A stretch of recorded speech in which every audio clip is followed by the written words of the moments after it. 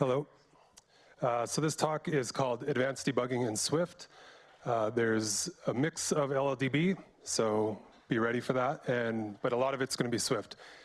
So I'm Dave. Those are my letters.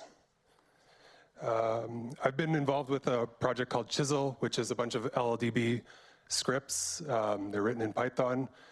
This talk isn't about that. In fact, it's how to get away from that, specifically Python. But yeah, it's still got a lot of good stuff. It's been built over years. There's one particular command I mentioned at the bottom, which is a recent thing, and it's pretty powerful. So you can check that out. So this talk is somewhat inspired, somewhat wanting to build on some stuff that was presented this year at WWDC. There's an advanced debugging and LLDB and Xcode, I think is the full title. It's given by Chris Miles. And it was pretty popular at the time, so if you haven't seen it, check it out. There's some slides that I'm going to sort of refresh some of that material in case you haven't seen it or in case it's been a while. I'm not going to try to do a good job of it, just get a basis and then move on. So for sure, check out the full thing. Okay, so some things to keep in mind.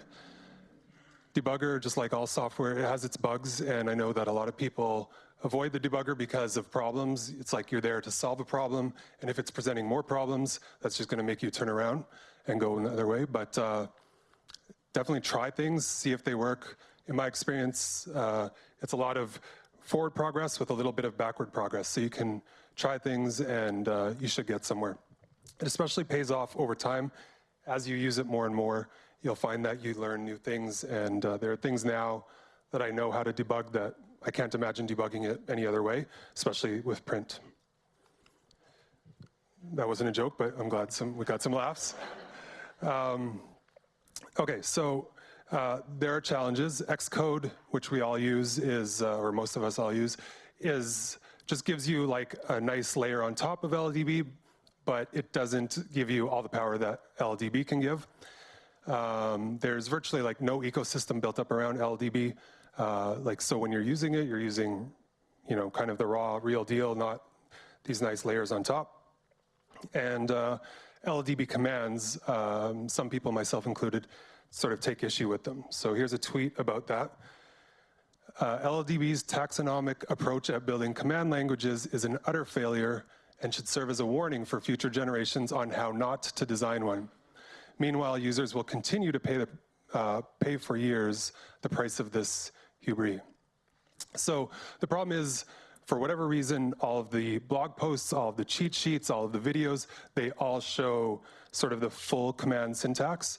And so in this talk, I'm going to give the opinionated version, which is built-in aliases. So wherever possible, I'm going to use a built-in alias instead of like the full verbose commands. So I want everybody to get started. This is missing a piece, but should be at 16.9, this should be command alias, alias, command alias. And the point of this slide is to laugh at the absurdity of how you create an alias. So this is creating an alias, named alias, that calls command alias. And we're going to use this throughout the slides instead of using command alias, because command alias is not great. So if you want to create your first LLDB init, here's what I would recommend. You can see there's a bunch of like one-word aliases, import, source, shell. We're going to use some of these in this talk. Don't really worry about what's on there. By the way, all of this content will be available in a gist afterwards. Okay, and since we're Swift language user group, I would say throw this in your LLDB init. What this does is it ensures that anytime you say, hey, LLDB, run this code for me, it's going to say, yes, this must be Swift, and not Objective-C. Okay, so we're going to refresh ourselves with some of the stuff from the WWDC talk that I mentioned. And this is just so we can build up and do some other things afterwards.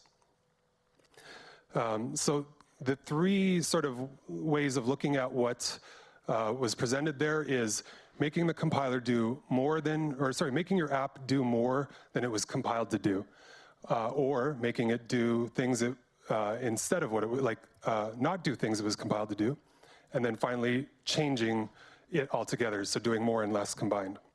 You can think of this like editing code. You're going to add code, delete code, and change code. So this is where you will do all of these examples from. This is a breakpoint editor window. So in Xcode, if you create a breakpoint and right-click on it, you can open this window. For these examples, the checkbox at the bottom will always be checked, and what that does is it stops briefly, you won't really notice it stopping, runs some commands from that action, and then keeps on going. So I have this very uncreative example. It's just to get the point across. We've got a button, set some properties, and add it as a subview. Okay, so a lot of the examples will use LLDB expression command. For this talk, I'm going to use call because it makes more sense to me. It's semantic, it's shorter. Okay, so here you see we've set a breakpoint. That's that little arrow. It's on the last line. And in that LDB or Xcode window that I showed, we would enter this action, call, print, and then a log statement. So what this did was it added a log statement to your app. You didn't have to write it in, you didn't have to compile, you didn't have to relaunch the app and navigate back to wherever you were in the app.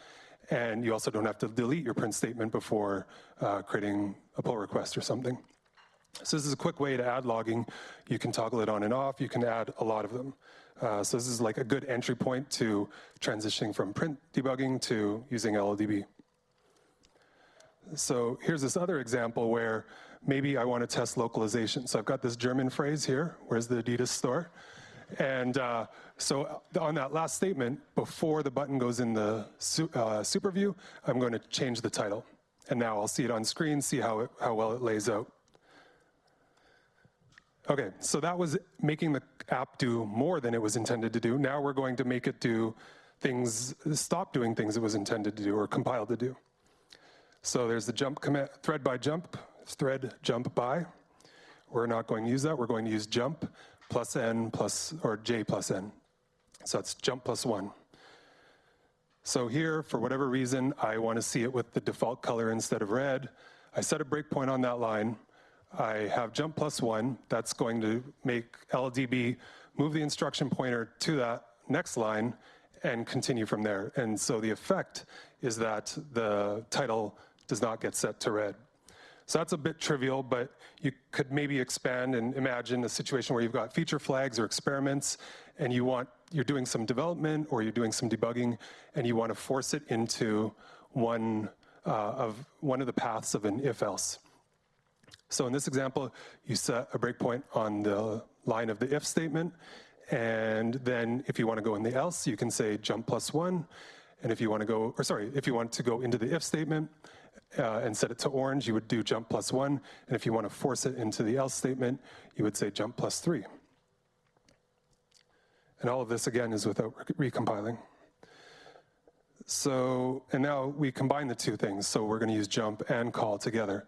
So imagine you realize, the bug is that this shouldn't be added to the view controller's main view.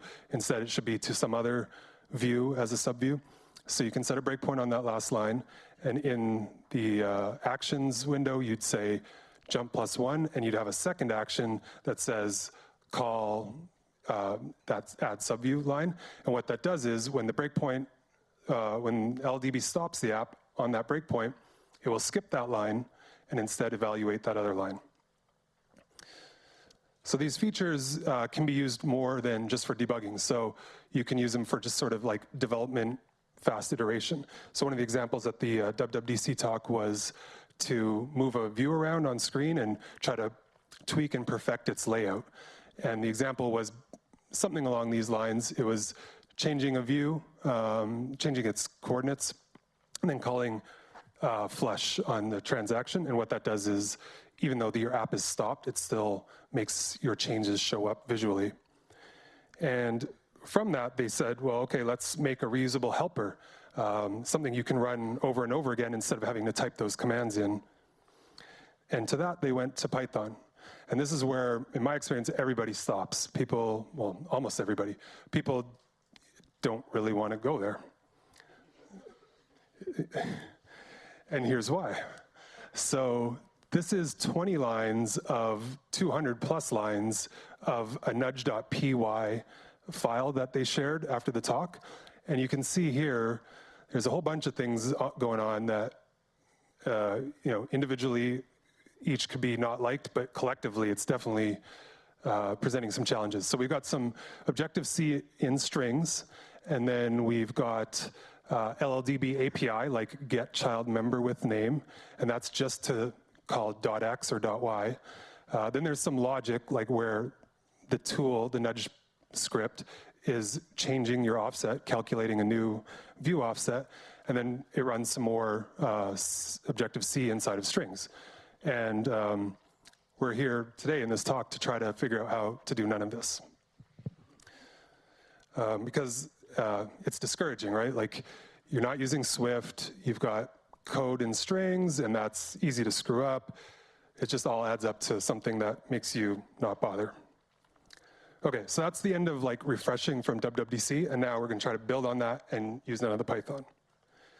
So the visual, like the way to picture this for me anyway is typically all these tools have been written using Python, using the LLDB API, and all of it like is on the debug side. And then the app is just like this like server almost, like, hey, give me this data, give me that data, but all of the logic lives over on the debug client. So we're gonna invert that and make the debugger part as thin and minimal as possible using almost no LLDB, or sorry, as almost using no Python as much as possible, and then putting all of our logic, all of our code into Swift that gets run in the app. Okay, so let's see what this nudge would look like if we wrote it in Swift instead of Python. So originally I showed like center.x or center.y, but here we're going to adjust two things. So we've got these two lines, right? Pretty basic Swift, nothing fancy. And if you want to make a reusable helper thing, you would maybe make a function. So here's a Swift function that does that. But now we're at a point where, okay, how do we import this Swift function and use it just like the LLDB command that was written in Python, which brings us back to Python. But this is the last Python of the talk. So here's this command. It's like very small. It's a function. That's what the def is. You can think of it as func. And it's an LLDB command that when you run it, it's going to accept a command line path, read in the file as a string, that's what contents is, and then pass that string to evaluate expression, which is just that expression LLDB command that we saw earlier. So this is just like a simple automation of read a file, tell LLDB to evaluate it. With this, we can now, so we import that command. Now we have this load Swift command we can run either in our LLDB init or just from the LLDB console, like the command line. And let's say we've got a file full of helpers, which we'll get to in a second. Now we can write some stuff. So that nudge function that I showed you, let's call it. Well, it turns out LLDB, every time you evaluate some code, creates a new scope, does your work, and throws that scope away. So that nudge function we created, it's gone. But LLDB has a workaround. If it sees something that's prefixed by a $, it's going to keep it forever for you. So now we've got $nudge, and this will do what we want. But Swift has extensions, and that opens this hole into global scope. I don't know if it's by design or if it's an accident, but if we create an extension, then this thing will live forever. We don't need to do $. And the nice thing is now, this code can totally live in a file that you edit in Xcode. You get your auto-completion. You can compile it to type check it, all of that stuff. So now we're like completely away from the pains of LLDB. And this is how you would call it. It's kind of like DSL-like. It's kind of convenient. So let's compare. This is the bottom. The first one is the one I just showed. The bottom is how you would call it using that nudge.py script. So the syntax is different. Depending on your taste, you might like one more than the other. One thing also to add is that that nudge.py does a bunch of things. Maybe we don't need all of them, and so you might just want like a simple implementation. So they're not feature parity, but we definitely got most of the way there in very little Swift. and it's nice to update. Let's say we want to make it animate, or let's say we want to animate a border just to show, like, hey, this is the view you moved. Instead of doing it in a flash, we can add that, and this is much less painful than if they were to add an animate block in the nudge.py. Okay, so we're going to build up a bunch of tools that we can like reuse and use in different ways. All of this stuff is going to be, that link is at the end of the slide too. All of these Swift, don't worry if you don't see it all, don't catch it all. It's going to be there at the end so you can check it out. So one idea here is like a bit of a Unix philosophy, like a bunch of small tools that we can use to build up bigger tools. Okay, so add an extension on UI view called root, and that's to get the view of the root view controller. You would never write application code like this, but this is 100% fair game for doing like things at runtime, development, debugging. We don't care about force unwrapping. We don't care about long dot property accessors. And now anywhere in the app, we can type po uiview.root. That one might not be as useful. This one's a bit more useful. This is to get the current view controller. Gets the root view controller, and then using some known view controller types, you might do something different for your app. This is just using UIKit. It checks, is it a UI view controller? If so, gets the, oops, that's a typo. That should be navigation controller. And if so, gets the top view controller, and then does the same thing with another typo. I'm good at this one. I was editing this slide at the last minute. That should be tab bar controller, and so it gets the currently selected tab. So now you've got a way to like poke in to get your current view controller, and you use it in the same way. And then if you combine the two, you can ask what the current view is based on the current view controller's view. Okay, so moving on. Now we've got this thing. I don't expect anybody to be able to like grok it in a second, but basically this is to get all the descendants of a UI view. So it's subviews, it's subviews, subviews, and pass it, return it as a sequence. This alone is kind of like a building block. It wouldn't be used as much directly from LLDB, but we can build other things on top of it. But to show how it would work, you could say, give me the first UI button because it's a sequence, or you could say filter and just give me all UI buttons. So maybe you want to make a grep command. You can start with a view and look for all UI labels that match some strings. So maybe you're looking at a view and you say, okay, I need to check out some properties, and I can say, okay, with the current view controller, look for that message label. The label with the string message in it. So here are a couple more potentially useful ones. Maybe not, we'll find out. The first one, note, they behave a little bit different, but they both kind of do the same thing. Find me the first of a certain type. So the first one, you might find the first button or table view controller or table view. The second one, you can provide a predicate to filter on. And ideally, the second one would be UI button as well, but type checking wise, I couldn't make it work. But there's your example. So UI button first in some view, maybe it's your current view, and then another one that checks for a specific button with a specific title. Maybe you're doing some work where you end up having to fill some fields. You can write a fill text field, which finds a text field, sets its text string, and then updates the screen. And here's an example of that. So going away from some of those like finding views and screens, here's another tool that you could write, which is to take a screenshot of some view. So let's say you are doing some change to some feature. In your pull request, you want to show a screenshot. The simulator has an ability to take a screenshot of the whole view hierarchy, like your whole app. But if you want to just show in your pull request just the view that you changed, then you can use this command, which saves a PNG to whatever path you provide it. And you would use it like this. You say myview.screenshot, saves it, and then if you want to open it in preview, you type shell open and then path to your to that picture. From there, you can attach it to a pull request or whatever. So a lot of these tools allow you to conveniently like do stuff inside the app, inside its memory. But LDB, we haven't really looked at LDB too much other than to make it run those things for us. So now we're going to combine the two. So we're going to take LDB and some of its features and run some code for us. And this is to automate something that you might do a lot. Okay, so breakpoint set, no.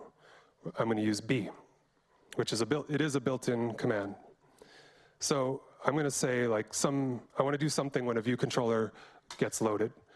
And if I set a breakpoint on that view did load, turns out there was two, I skipped that, but there's two locations, which means it found two things to stop on. And if we're automating things, that adds complexity. We don't want to stop twice, we just want to stop once. Especially in this case where one of them is just an Objective-C shim, so that way when AppKit tries to call our view controller in an Objective-C calling method, it calls this line here, and that thing then calls our real Swift method. But we don't want to stop on this. So now we're a bit in the weeds of LLDB life. So instead of doing that first one, you kind of got to do the second one. And that's -R is regular expression. And now we're just saying, give me the one that starts with my app, because we don't want the one that starts with @obj_c. Okay, so with that out of the way, let's take a look at a script. So again, keep in mind this is automating.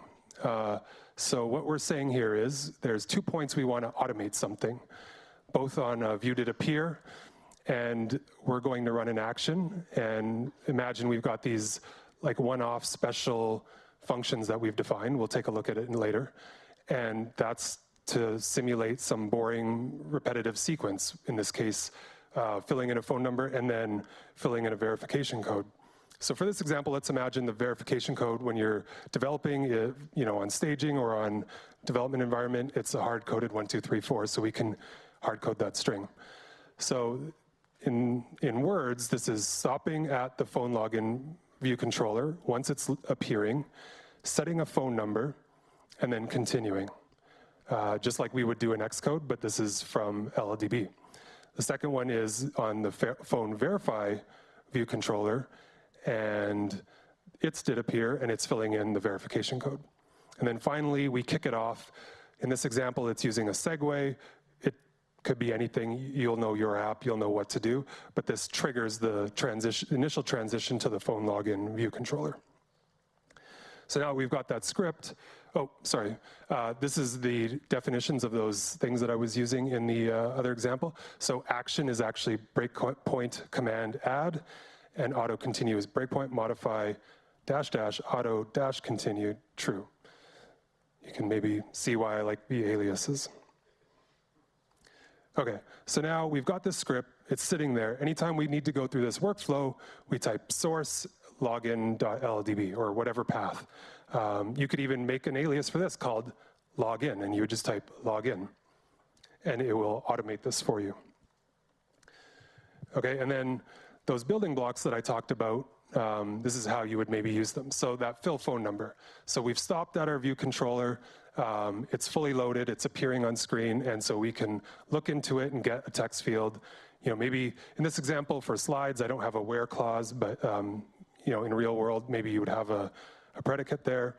So once you get your text field, you set its phone number, then you find the submit button or whatever view a user would tap to transition, and you trigger it. In this case, again, a real world example is that LLDB has problems with UI control.event, and it doesn't have access to the symbol named touch up inside. So here we've just got a constant that uses the raw value in order to get that. And so this is simulating me typing on a keyboard, me moving my finger on a trackpad and hitting the tap button. Okay, and one last thing, finish. So that's the end of the talk. Thanks to PG Herveo, who inspired a lot of this stuff and prototyped a lot of stuff. And again, that's the gist with a lot of this code. Thank you.